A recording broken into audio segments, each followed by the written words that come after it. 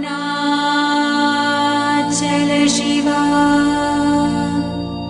Arunachala Shiva, Arunachala Shiva, Arunachala. It was June 19, 1936. Mr. B.C. Das, the physics lecturer, asked about free will and destiny. Maharshi replied, "Whose will is it? It is mine, you may say.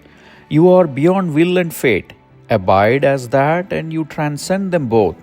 That is the meaning of conquering destiny by will. Fate can be conquered. Fate is the result of past actions. By association with the wise, the bad tendencies are conquered. One's experiences are then viewed to their proper perspective. I exit now. I am the enjoyer. I enjoy fruits of action. I was in the past and shall be in the future. Who is this I? Find this I to be pure consciousness. Beyond action and enjoyment, freedom and happiness are gained.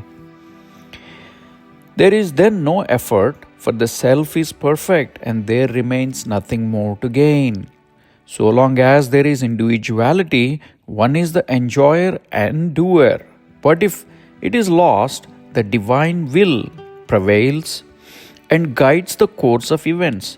The individual is perceptible to others who cannot perceive divine force. Restrictions and discipline are for the individuals and not for the liberated. Free will is implied in the scriptural injunctions to be good. It implies overcoming fate. It is done by wisdom. The fire of wisdom consumes all actions. Wisdom is acquired by association with the wise, or rather its mental atmosphere. In Talk 210, Maharshi owes his movements to another power, whereas he thinks that he does everything himself, just like a lame man bluffing that we were helped to stand up, would fight and chase away the enemy. Action is impelled by desire. Desire arises only after the rise of the ego, and this ego owes its origin to a higher power on which its experience, or rather existence, depends. It cannot remain apart. Why then prattle, I do, I act, I function? A self-realized being cannot help benefiting the world. His very existence is the highest good. Talk number 211.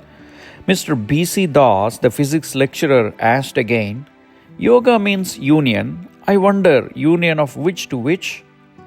To this, Maharshi replied, exactly. Yoga implies prior division, and it means later union of one with another. Who is to be united with whom? You are the seeker, seeking union with something. That something is apart from you. Your self is intimate to you. You are aware of the self. Seek it and be it. That will expand as the infinite.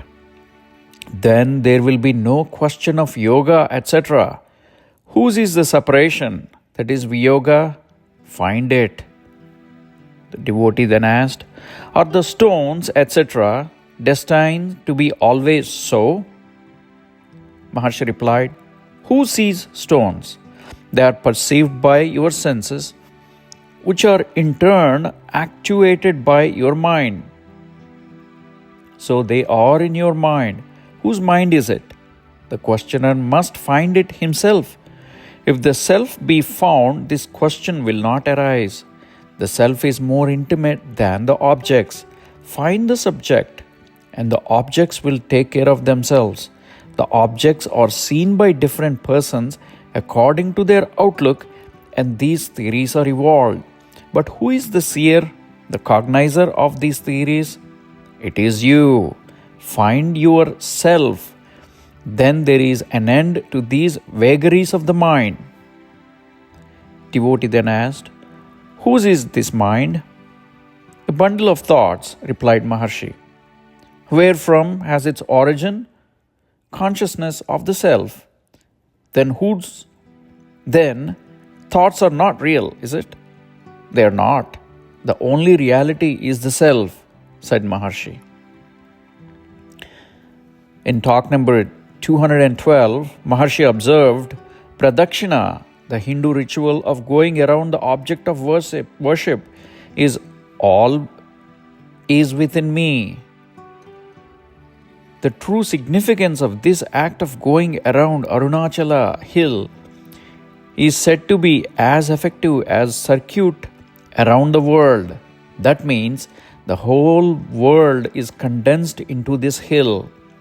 The circuit round the temple of Arunachala is equally good, and the self-circuit, that is turning around and round, is as good as the last.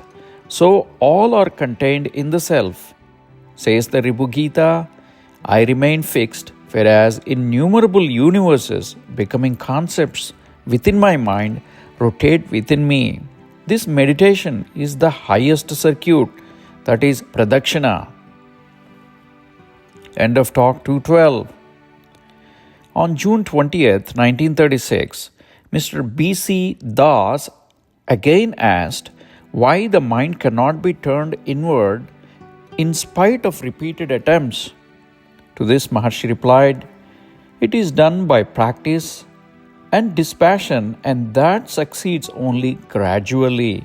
The mind is like a cow that is accustomed to graze steadily or stealthily on others' estates. She is not easily confined to her stall. However much her keeper attempts her with fine fodder, she refuses the first time, then she takes a bit, but her innate tendency to stray away asserts itself, and she slips away. On being repeatedly attempted by the owner, the cow accustoms herself to the stall. Finally, even if let loose, she would not stray away. Similarly with the mind, if once it finds its inner happiness, it will not wander outward.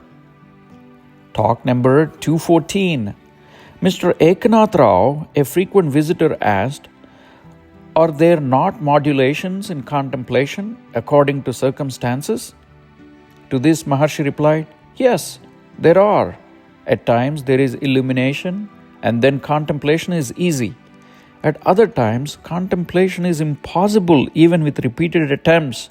This is due to working of the three gunas, that is, the qualities in nature. Devotee then asked, is it influenced by one's activities and circumstances? Maharshi said, those cannot influence it. It is the sense of doership, kartrutva buddhi, that forms the impediment. End of talk 214.